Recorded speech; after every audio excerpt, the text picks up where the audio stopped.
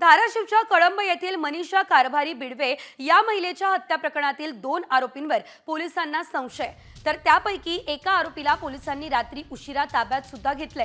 तर प्रकरणातील मुख्य आरोपी फरार आहे। पहाटे 5 वाजता या प्रकरणी कळंब पोलीस स्टेशनमध्ये हत्येचा गुन्हा दाखल करण्यात आलेला आहे। महिलेची हत्या आणि संतोष देशमुख प्रकरणाशी याचा काही संबंध आहे का हे पाहणं गरजेचं असल्याचं सांगितलं जात आहे। कळंब महिला हत्या प्रकरणामध्ये ही मोठी अपडेट आता समोर आली असल्याचं एकंदरीत आपण बघतोय।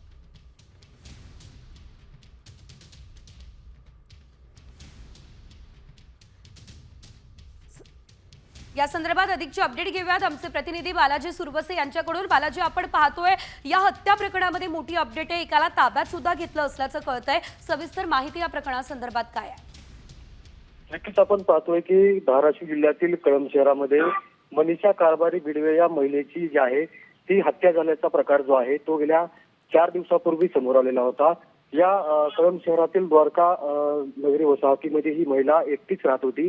मात्र या महिलेची नेमकं हत्या कशामुळे झाली, त्याचबरोबर स्वर्गीय संतोष देशमुख यांच्या हत्या प्रकरणाशी या महिलेचा काही संबंध आहे का, या दृष्टिकोनातून आता पोलिसांनी देखील तपास सुरू केलेला आहे। मात्र यामधील प्रमुख गोष्ट अशी की यामधील जे 2 आरोपी फरार होते, ज्या 2 आरोपीवर पोलिसांचा संशय होता, येथील एका आरोपीला आता पोलिसांनी ताब्यात देखील घेतल्याची माहिती समोर आलेली आहे।